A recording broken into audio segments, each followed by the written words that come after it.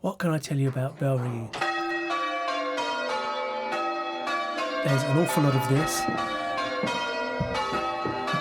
Bells are male. Trevor's going, and he's gone. Oh wait, no. Trevor's going, she's gone. There's masses of vocab to learn. Where would it have gone ding? Is ding the technical term? Ding is a good word to use. It's all a bit early. So service still hasn't started. Look to. Starts at 10.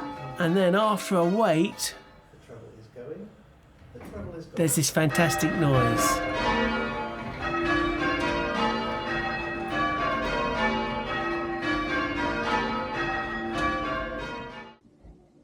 Right, so the bell which is going to ring up is the one, there's a big one in the middle and one to the right in the middle there. That's the one we're going to ring. Okay, you ready?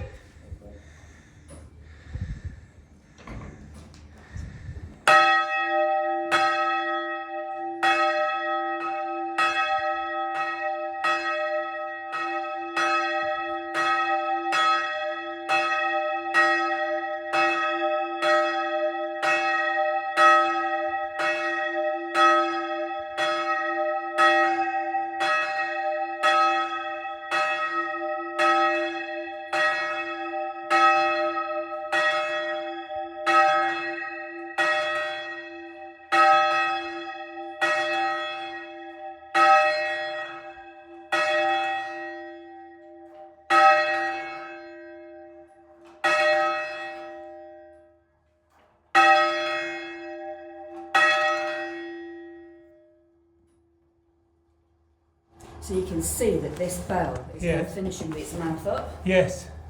It can do that because there's a piece of wood that was attached to the top of the bell, which is now resting on another piece of wood underneath, which means we can set the bells, and we call this up.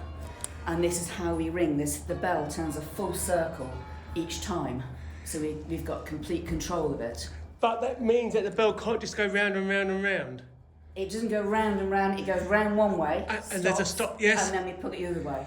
Okay. So what happens, there's a wheel next to the bell, and the rope wraps round the wheel in one direction, and then it unravels when we pull it the other way around.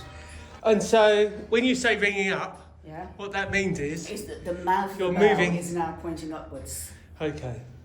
And the other bells in here, in the belfry, all the mouths are pointing down, so those bells we call down, because the mouth of the bell is pointing down. And when you're ringing the bells, is that is the starting position everything being up? Yes.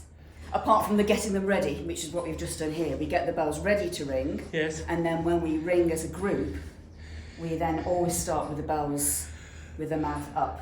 You don't leave them in the up position No. when you're not ringing. No. Why is that? Because if somebody came into the ringing chamber, Yes. they wouldn't know. You can't tell by just looking at the ropes. And so if I pull this bell here, it's, you know, if someone came in the room who didn't know what they were doing, they couldn't do any damage, particularly to themselves. But if you gave that one a yank, it would It would set unbalance it and it would, yes. And then the rope would fly around and they wouldn't know what they were doing. It could lasso round them. You don't want to think where it could wrap round them. Yeah, it could be very dangerous, yes. So, Yes, there's loops and... yeah, yeah. But if this came off, it could wrap round any limb, you know. So we leave the bells in a safe position. Okay. I mean, there are times when they are left up, but we put big signs up. So do. Yeah. This is the clock bell. Okay. And, What does that mean? Hung dead. right, it's hung, so that it doesn't turn, it's just hung static. Okay. So we don't ring this bell like we ring the other bells. So we say, That's got a... something, and you just pull the clacker into the bell right? Yes, yes. this has got an external hammer here. So on the hour, there's a cable here that runs down to the clock Okay. in the ringing chamber. You mean you don't come back every hour? It rings every hour. These are 8 bells here, and the back 6 were cast all around the 1740s. I think most of them cast in 1744. Yes. And then the 2 heaviest bells were taken out around the late 90s, because the bells were a bit too big for the tower, and there were structural problems in the tower. So one of the bells is that one there, which is now the clock bell.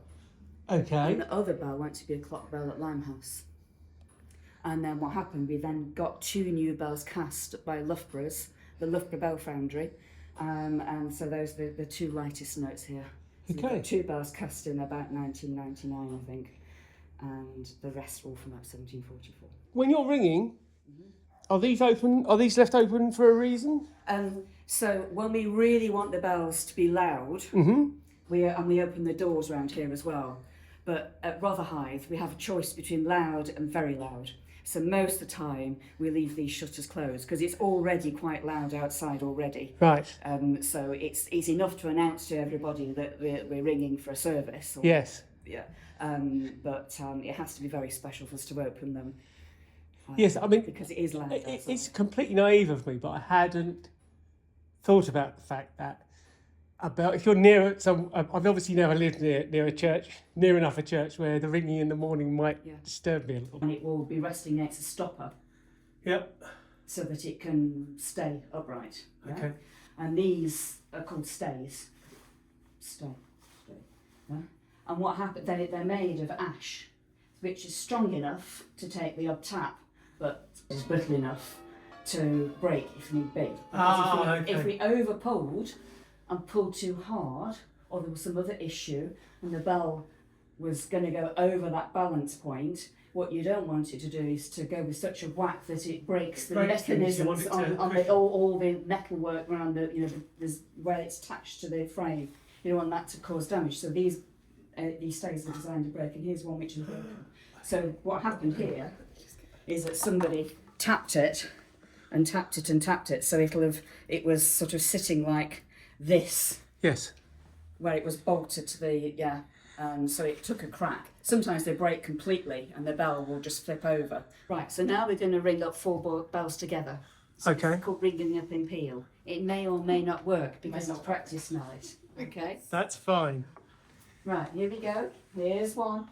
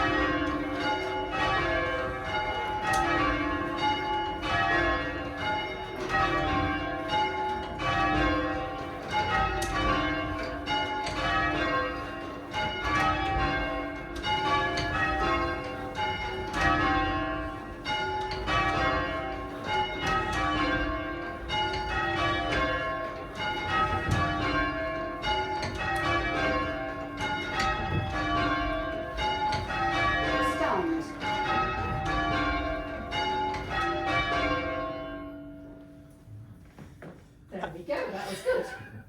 That felt like it worked. It did.